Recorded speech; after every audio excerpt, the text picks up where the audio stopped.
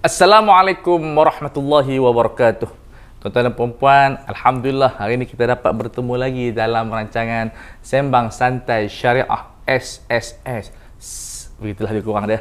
Jadi saya bersama dengan Tuan Guru saya Datuk Dr. Bakar untuk kita membincangkan tajuk yang saya rasa agak baru lagi, sebab kita yakin pembincang kita nak benda yang baru ataupun benda yang lama kita barukan.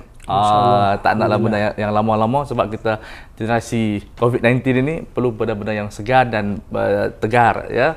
Jadi tajuk ini Datuk, saya rasa satu-satunya minda idea yang baru daripada Datuk, iaitu maqasidul maqasid.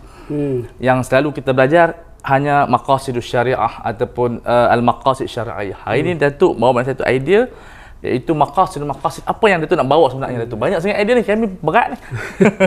Alhamdulillah, bismillahirrahmanirrahim. Ustaz Fawaz, orang yang pertama cetuskan idea ini adalah guru kita juga yang masih hidup, yang merupakan ketua kesatuan ulama muslimin, iaitu Syekh Ahmad Raisuini, dalam buku beliau iaitu Maqasid al-Maqasid.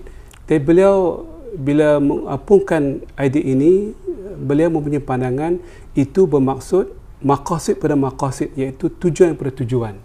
Bagi saya melihat tertarik dengan pandangan beliau. Saya merasa bahawa maqasid yang sepatutnya kita apungkan bukan satu maqasid atau satu maksud atau dua maqsadani ataupun tiga maqasid yang banyak, tapi maqasid syariahnya Quran itu sendiri merupakan maqasid yang menggabungkan sebanyak mungkin tujuan-tujuan syariah yang baik. Maka berlakulah maqasid, iaitu dah aggregate satu himpunan maqasid dalam satu maksud. Contohnya kita mengambil maksud, katakan governance, tabi urus. Dalam tu ada agama, ada harta, ada keturunan, ada corruption, ada isu kelasian masyarakat. Makna dia lebih lengkap. Dan Quran itu bentuknya begitu. Apa yang saya takut adalah pernah berlaku hari ini. Kita ambil satu maqsad, itulah maksud syariah. Kita tak kaitkan dengan yang lain.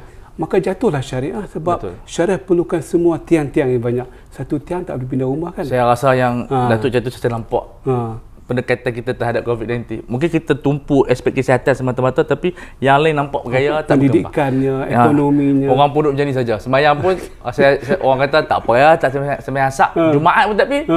Macam tu pula pergi.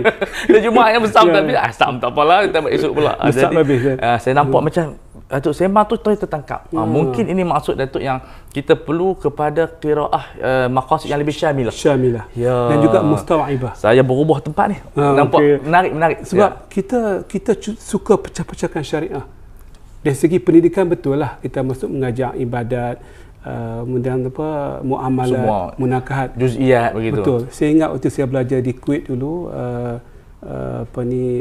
kita belajar tahun pertama bidang ibadat kan. Taharah, sembahyang, puasa, semua seronok. Pensyarah seronok, kita pun suka. Tahun 2 belajar munakahat, kahwin nikah ni, pensyarah kita seronok, kita tak seronok. Tak tahu apa kan. Tahun 3 belajar muamalat, pensyarah pun musam, kita pun masam, sebab tak tahu. Betul, praktikal lah. Masih hai maruk keledai hamba kita hafal saja kan. Jadi itulah bentuk syariah yang perlu dikaitkan balik, sebab dalam ibadat ada muamalat, dalam muamalat ada munakahat. Dalam COVID-19 ini, isu yang kita bincangkan satu perkara, vaksin ke, isu moratorium ke, bank tu ada kaitan dengan mesti terlibat dalam semua. Itulah kehebatan maqasid yang sepatutnya kita tulis semula kot, kita apungkan semula. Maknanya kita cantikkan mangga-mangga yang sama. Tapi warna lebih cantik. Betul.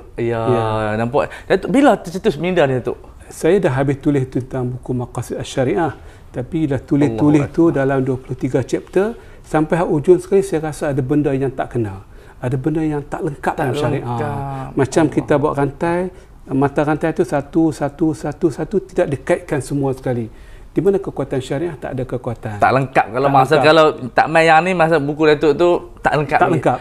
Jadi saya buat satu idea, macam mana kita nak kaitkan penjagaan agama hifzuddin dengan hifzul mal. Hifzul mal dengan hifzul al-aman, keamanan negara. Betul. Jadi itulah sebenarnya yang kita kena perah otak untuk fikir ulama-ulama sarjana ni, bagaimana kita nak wujudkan maqasid yang super power. Yang menjadikan dia guideline pada kehidupan, bukan setakat jaga masjid, tapi makna keseluruhan. Betul. Dalam masjid sekitar. ada kehidupan. Ya. Dalam masjid ada bisnes, dalam masjid ada pendidikan, dalam masjid ada keamanan, Mungkin ada ketenangan. ada terikat dengan ayat Quran. Ya ayyuhallazina amanu istajibu lillahi rasul idza da'akum lima yuhyikum. Ya, mungkin terikat. Itu ada kehidupan dalam setiap apa yang kita buat. Setiap petak kehidupan ni kita langkah, ada kehidupan. Makna dia Datuk cuba membuka satu dimensi yang baru. Kita tengok surah Al-As lah. Ya. Surah Quraisy. Ya. Allazi at'amahum Min ju'in min ju'in wa amanahum min khauf. khauf. Ada dua maqasid di situ. Betul. Ya. Iaitu keamanan dan juga Kelaparan hilang. kelaparan. Kekenyangan. Tetapi kalau kita pecahkan lagi, dengan kelaparan yang hilang, kita dapat belajar. Betul. Dengan tidak ada ketakutan, kita dapat bekerja, menimbulkan ekonomi, menjaga agama kita dan sebagainya, boleh pergi haji dan sebagainya. Jadi maknanya Al-Quran ini dah cakap awal lagi, syariah ni bukan setakat 5 maqasid. Itu pertama. Betul. Itu kita bahas lain kali lah. Yang kedua, kalau 5 sekalipun tak boleh membina agama.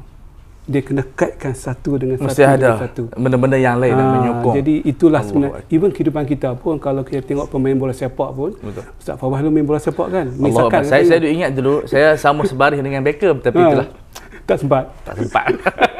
Bola sepak bukan setakat tendang bola aja. Psikonya. Oh betul, sekarang ni. Strateginya. Sekarang dulu tak macam tu. Sekarang saya tengok latihan psiko yang paling penting. Betul. Kalau macam Ronaldo, dia umur 36, tapi badan dia 22. Itu dia panggil kecekalan minda. Allahu Akbar. Jadi Luar biasa. untuk berjaya perlu ada keterkaitan.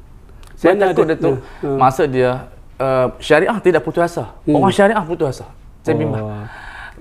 Mungkin adakah maqasid dapat menghidupkan semula seperti kata ulama ul hadis niam hatta ayqadhamu Syafi'i. Ulama hadis tidur masa tu sebab putus asa daripada satu sistem sampai dibangkitkan oleh Syafi'i. Ya, mungkin Datuk boleh ulas kaitan tu. Saya rasa saya amat teruja lah bila jumpa teori tersebut. Saya merasai bahawa banyak lagi bidang syarah yang belum kita terakai. Allahu Akbar. Baru kita nak mula perjalanan kehidupan kita, dan kita tahu bahawa sikap apa dipanggil silo itu, satu pandangan yang kecil itu, dia tidak akan berikan al-hayat pada syariah, kehidupan pada syariah. Malah dia akan meruntuhkan syariah secara yang kita tak sedar, sebab dia hidup yang tak bernafas. Betul. Lubang itu tertutup, lubang bernafas tutup, ada kolesterol, ada kalau tidur lah. Dia semput lah, semput kan. Jadi kalau kita buka semua lubang-lubang syariah, pernafasan syariah, lebih mudah. Jadi kita nak mensyababkan syariah lah, kita nak mudahkan syariah. Allahu Akbar. Saya duk nampak Datuk, bila Datuk menceritakan kehidupan itu, sebahagian orang bila menceritakan syariah, sebahagian mereka melupakan aspek kehidupan akhirat. Seolah-olah kehidupan ini tidak perlu kepada satu pengambilan berat. Jadi mungkin dengan aspek maqasid ini kita dapat kaitkan hubungan dunia dan akhirat, dan kita dapat tinggikan apa pandangan Datuk? Satu perkara yang cukup menarik, dan saya dan kita semua tahu bahawa sumber rujukan kita yang utama dan yang paling tinggi, yang paling power adalah Al-Quranul Karim. Kita baca Al-Quranul Karim daripada awal sampai akhir, dia punya tema Al-Quran ni bukan setakat semayang, puasa, zakat. Betul.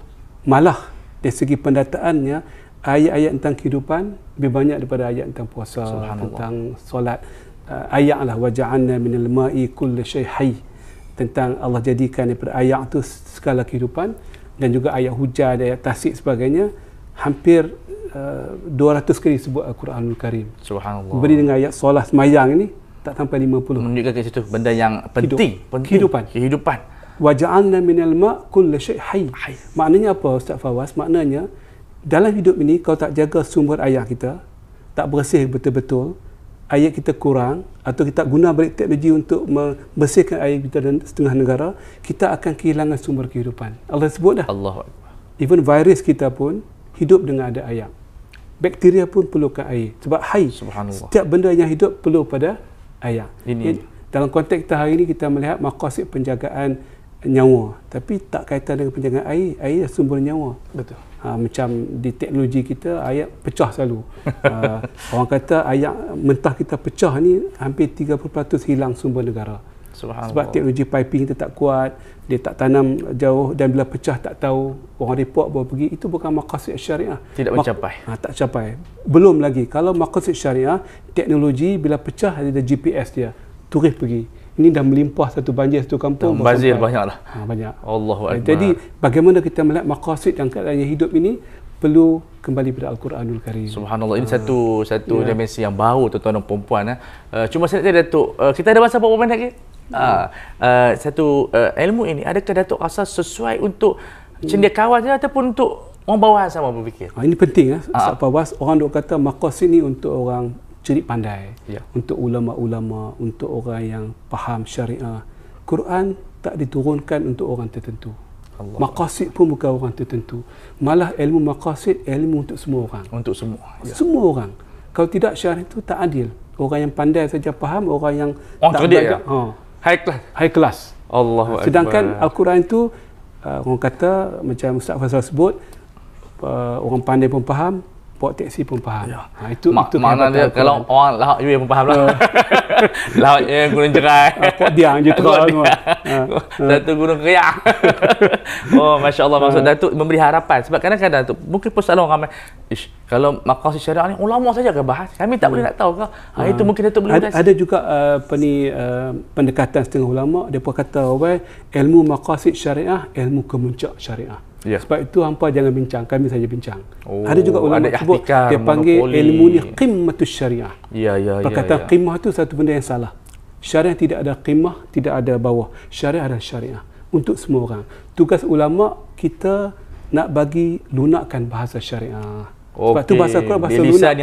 Lisan qaumihi. Disebut Al-Quran supaya kita faham bila bercakap tentang penjagaan air, penjagaan keturunan. Keturunan tu orang kata tidak berzina, betul. Tapi itu bukan maksud penjagaan keturunan, penjagaan kualiti keturunan. Kualiti, bukan setakat anak yang ramai tapi kualiti. Kualiti waktu mengandung tu dah ada ilmunya, dah ada cara pengurusan kehamilan, pemakanan, diet. Mereka semua makna yang lengkap. Subhanallah. Malah saya suka sangatlah kita boleh bincang sesi ni.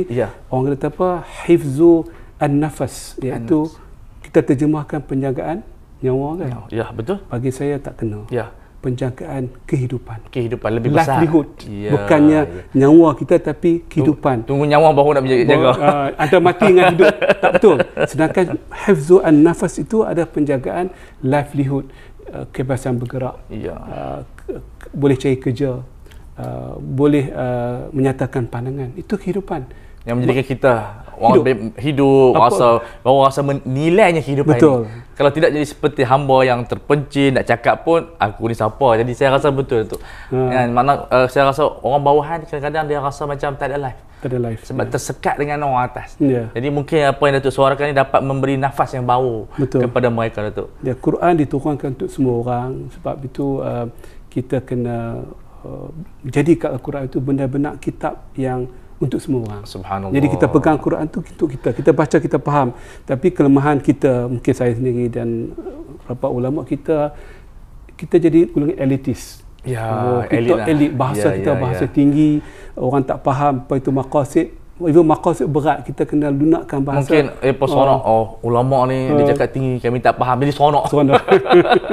Jadi mungkin kita kena bawa bahasa tu dalam bahasa yang orang boleh praktis. Bukan hanya ucap baguslah syekh ni, baguslah.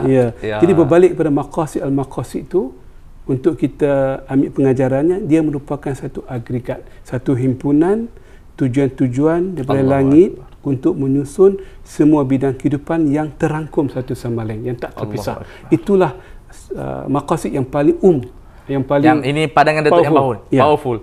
Bukan pandangan saya baru, tapi saya rasa ada sandarannya. Maksudnya satu perubahan yang Datuk nak kemukakan pada masyarakat, supaya masyarakat ni lebih melihat syariah ni mempunyai target yang lebih luas.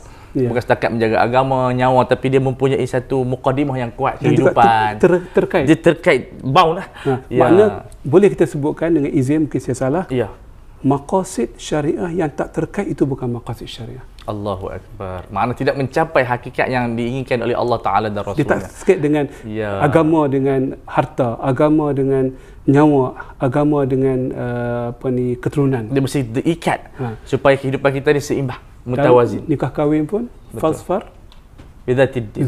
Ya. Ada kaitan dengan betul. Dengan agama. Jadi dia itu makna bukan hanya seperti haiwan bebas. Yes. Dia hanya mendapatkan wanita selepas wanita meninggalkan wanita tersebut ya. Jadi ada orang kata apa? Orang lelaki jadi macam kucing. Kalau orang perempuan tak terima dia cari kucing yang lain.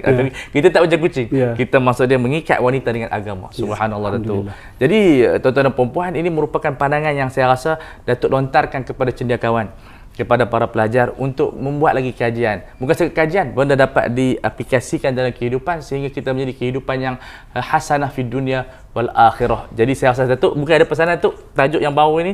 Mungkin ada buku, bila dah keluar untuk buku tu? Kami memang menunggu Datuk. Itulah buku tu dah lama dalam proses semakan. Mudah-mudahan dalam bulan 2, bulan 3 tahun depan, insya-Allah kita keluar buku, kita bahas baik. Chapter by chapter. Tengok balik dekat mana nyawa maqasid dalam pandangan Al-Quranul Karim. Sebab buku saya maqasid, saya fokus pada Quran sahaja. Sebab nak cover sunnah tak larat. Subhanallah. Dia luas, lautan yang cukup luas. Quran tu bolehlah kita buat setakat mana yang mampu. Saya rasa ini satu saya tengok ramai ulama bila penghujung dia mesti pada Al-Quran. Jadi mungkin Datuk dah, bukan kita kata bosan, tapi mungkin Datuk rasa dah terlibat dalam finance dah lama, yang alim pun lama. Sekarang saya nampak Datuk sekarang buku ni, buku duha pun Quran. Jadi apa matlamat Datuk maqasid dalam penulisan Quran Datuk ini? Quran ini sepatutnya dekat di hati kita. Sebab itu Quran diturunkan untuk semua bangsa. Tak tahu bahasa Arab pun boleh faham Al-Quran. Kita kena percaya Quran itu memang wahyu daripada Allah Subhanahu Wa Taala, datang bukan dari dunia ini, pada dunia luar. Satu-satunya benda yang bukan bumi ini adalah Quran. Yang lain tu daripada bumi. Subhanallah. Minyak ke besi ke apa pun daripada bumi. Tapi kita, hati roh kita, roh daripada Allah Subhanahu Wa Taala. Subhanallah. Yang kedua Al-Quranul Karim. Cantiklah bila roh daripada Allah, Quran daripada Allah, memang dia ngam. Dia boleh bekerjasama. Dia bekerjasama sinergi. Tugas kita untuk samakan Al-Quran juga roh kita, dan itu sebenarnya Nabi diutuskan untuk menghubungkan roh dan juga Al-Quran yang merupakan wahyu daripada Allah Subhanahu Wa Taala. Subhanallah, agar roh tidak menjadi kuda yang liar. Jadi saya setakat dulu tuan-tuan dan puan dalam rancangan Sembang Santai Syariah. Kita akan bersama lagi pada waktu akan datang. Terima kasih semua, enjoy bersama kami. Assalamualaikum warahmatullahi. Terima kasih Datuk. Sama-sama.